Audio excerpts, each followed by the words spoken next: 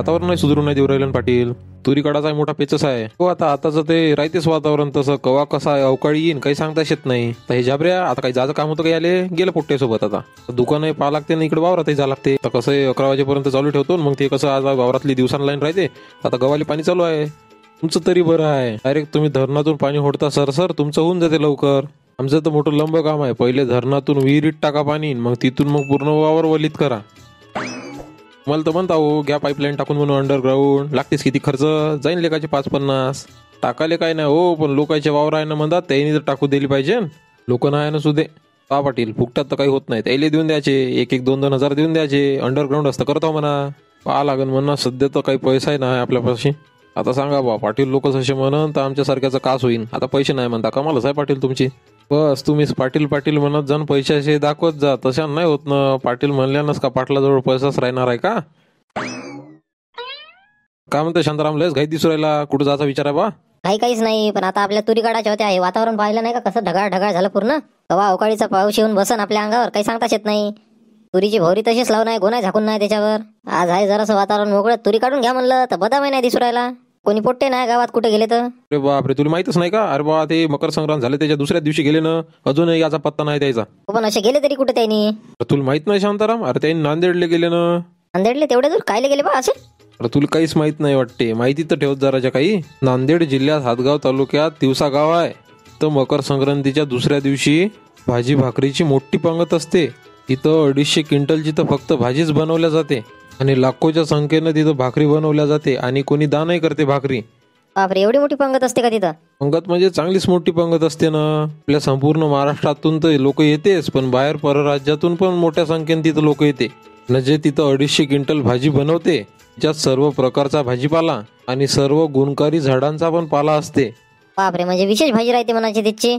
आणि हो तिथचं विशेष म्हणजे त्या भाजीमध्ये कोणताच मसाला जात नाही. एकही मसाला तिथं टाकला जात नाही. असं मानल्या जाते जर हे भाजी खाल्ली तर सर्व प्रकारच्या रोगराई दूर होते, अशी तिथं जाणाऱ्यांची आणि असं म्हणजे तिथच्या लोकांची भावना आहे. बापरे बाप म्हणजे खूपच मोठा कार्यक्रम असते म्हणाचा. 250 क्विंटलची भाजी म्हणलं तर भरपूर झालं ना. एवढे परराज्यातून तिथं लोक येतात, काही ना काही गुणकारी असनच. हो मारुतीचा तिकडे एक मित्र आहे वाटते नांदेडले. ते यजो म्हणे पोट्ट्याला घेऊन. आता गेलं हे सबन पोट्ट्याला घेऊन गाडी भरून एक. असं म्हणजे बादाम गिदामी मारती गिरती सबनच गेले वाटते हे पोट्टे. हो सबनच गेले. म्हणून तुम्ही दुकानावर होता. अजूनही याचा पत्ता नाही ना. आता कालच झाला बरं कार्यक्रम. आता या नव्हतं लागत का? आता त्याचा मित्र आहे आता फिरन तिकडंच थोडंसं. फिरू द्या ना हो तुम्ही पण. का पोट्टेले कुठं फिरू नाही देत का? फिरू द्या चांगलं. नाही आपली कुटुंब नाही आहे. आता फक्त इकडं तूरगीर काढायची आहे ना. गव्हाले पाणी सुरू आहे. हे दुकानाचं आहे मायावर सुरूवर. हो आता हे आपले का कामं चालूच राहते. माही तूर काढायची आहे. आता हे बदामले म्हणतो म्हणलं चाल रे बा ट्रॅक्टर घेऊन पाटलाचा. तर हे जाऊ नाही वाटते तिकडंच. नवकळीचा कसा फटका बसन काही सांगता येत नाही. एखादी बाहेरची पावका काय का मशीन तुरी काढाले. म्हणजे तुरी आता मशीन न काढायच्या आहे का? हो ना.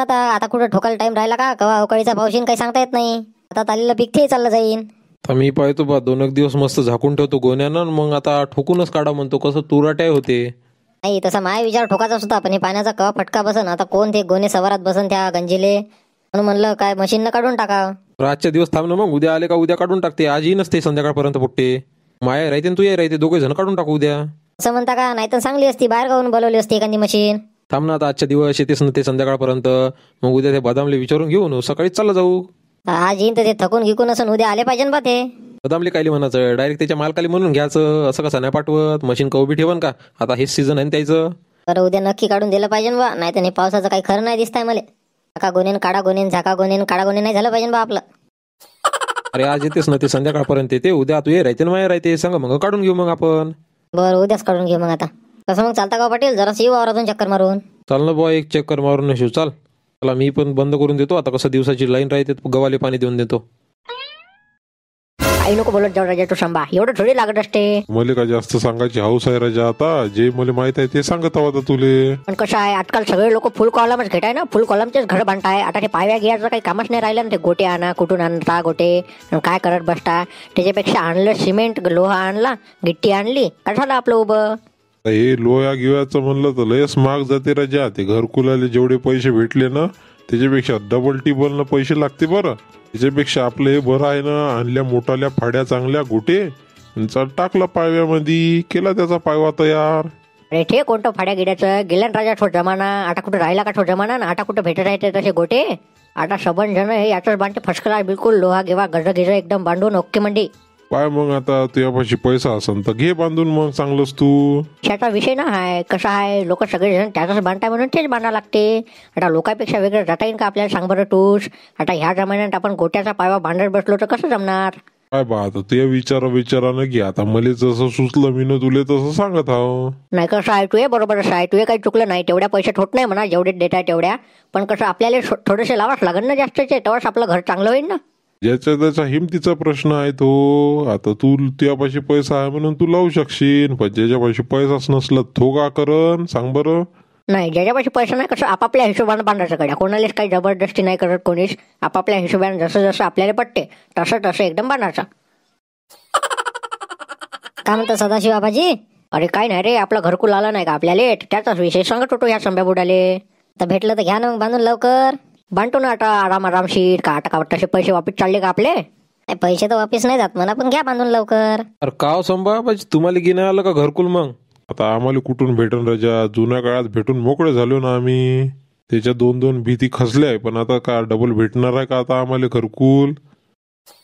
बरोबर आहे ना, मग एकदा भेटलं डबल कसं देणार आहे त्यांनी? आता तुमच्या पोरा गिराले भेटन. हो आता अजून त्याचं लग्नच वाचाय ना, आता कुठून भेटन त्याले? आता लग्न की झाल्यावर मग पाहा लागन त्याचं. नाही पण हे लय चुकीचं आहे, म्हणजे ज्याला 30-30 वर्ष अगोदर भेटले आहे घरकुल त्याला आता डबल भेटत नाही म्हणते. आता ते जुने घरकुल काय बाहेरच मजबूत बांधले होते का लोकांना? आता हो न पाय ना, आता सांग बा तू. आता दोन दोन भीती पडल्या त्याच्या न, आता काय सांग बरं. हायच म्हणते तुम्हाला घर भेटलेलं. नाही पूर्ण पैसे तर अर्धे पैसे तरी तुम्हाला द्यायला पाहिजे. आता भेटू का ना भेटू, आमचे अर्धे गेलेच आहे मसनात. तसं आम्हाला भेटलंय तरी चांगलं, नाही भेटलं तरी तेही चांगलं. अरे बरं शांताराम, ते गजागिजाचे भाव का चालू आहे रे? कसं आहे, पायवागी घेऊन घ्या म्हणलं होतं उठलून सध्याचा. तर आता कसं भाव माहित नाही राहत, तुमच्या सारख्याला माहित राहते बा गजाचा सिमेंटचे भाव का चालू आहे बरं. गजाचे भाव 53-54 आहेत चालू. सिमेंटचं आहे 330च चालू आहे सिमेंटचं. बापा 330 रुपये बॅग. आमच्या काळात तर राजा 100 न 150 रुपयाला भेटे. तुमच्या वेळचं आहे कोणतं सिमेंट? ते भस्कापुरी खुलं सिमेंट. तुमच्या जमान्यातले का भाव आत्ता राहणारच आहे का? वाढणार नाही का? तुम्हीच तर चपलीवरून बुटावर आले ना, सिमेंटचे भाव वाढणार नाही का सांगा बरं. हो म्हणा, ठे झालं ठे, बरोबर आहे म्हणा, वाढणार तर आहेच भाव. जाऊन घेऊन या लागेल मग लवकर. कुठून आणाव, घाटान घेऊन आणाव का यवतमाळून आणाव, त्या हिशोबाने सांग बा. घेऊन या ना, आपल्याला जवळ का पडते यवतमाळ, घेऊन या यवतमाळवरूनच. बरं तसं करावं लागेल मग, यवतमाळूनच घेऊन या. चला बाजी, तो वानेर भाई त्रास देते हो तिकडं, तर जाऊन येतो वावराकडून. अरे बा जा, हे याचं काय आहे, याचं गोष्टी संपतच नाही. जाऊन या तुम्ही. बरं झालं ना ड्रायव्हरनं मला एकासोबत भेटले. काय म्हणता, काय होतं शांताराम भाऊ? काय नाही पाटील, आपल्याला ते तेवढे तुरी काढायचे आहे म्हणलं. असं तुरी काढायचं म्हणता का? हो काढून घ्या म्हणलं, पाणी पावसाचं काही सांगता येत नाही, काढून घ्या म्हणलं. आपल्या 5 एकरातल्या तुरी न ते मारत्याच्या वाटते 5-6 एकरातल्या तुरी दोघाच आहे. द्या मग तेवढं उद्या काढून. पाय मग बदाम यायचं काढायचं आहे म्हणते तुरी. आपला तसा मातीवर ट्रॅक्टर रातच्यानं चालते ना, तर दिवसानं द्यायचं तेवढं काढून. आता कसं आपल्याला दिवसाचेच घेत जा लागते, मग रात्रीचे काही जमत नाही ते. तुम्ही म्हणसान तसं पाटील, त्याच्यात काय विषय, पण आपल्याजवळ माणसं नाही ना, माणसाचं तेवढं पाहा मग तुम्ही. शांताराम भाऊ, ते माणसं काही आपल्याला आता पाले परवडत नाही, ते तुम्हीच पाहत बसा. माणसाचं तुमच्याकडे लागलं लगेच तर मशीन घेऊन पाठवतो याले सकाळी. बरं माणसाचं आमच्याकडून, मशीन तुमची. नाही ते कसं आहे, आपला रेग्युलर चालत नाही मशीनचं काम, त्याच्यामुळे कसं आपली माणसं काही राहत नाही, म्हणून ते तुम्ही पाहून घ्या. बरं तसं म्हणतं का, माणसं मी पाहून घेतो म्हणा, तरी मग भाडं गिडं कसं काय आहे तर? आता असं करता शांताराम भाऊ, अजून तक मी तुम्हाला काही म्हणलं का भाड्याचं दे जा तुम्ही? राजा तसं नाही, एकदाच मग काढलं का मग कमी जास्त झाले तर मग अगं वांदा याचा, त्याच्यापेक्षा पहिले सांगून दे. बरं तसं म्हणता का, मग किती पेंड्या आहे म्हणाच्या तुमच्या तुरीच्या ऐकून सांगून द्या, त्याप्रमाणे मग मी सांगून देतो तुम्हाला. तसे माणसं तुमच्याचकडे लागले तर मग आपल्या ट्रॅक्टरचंच भाडं फक्त. आपल्या जवळपास पाय ना 5 एकरातल्या तुरी म्हणलं तर जवळपास 200 पेंड्या आहेस. मारुतीच्या असन 150-200. नाही ते मारुतीच्या तुरीचं आहे तर मी त्याच्यासोबत बोलून घेतो. तुमचं 200 म्हणता नाही? हो आपल्या 200 फिक्स आहे आपल्या. देऊन दे जा ना, 3000 देऊन दे जा. पहा राजा पाटील, आता तुम्ही असे म्हणता डायरेक्ट 3000 का?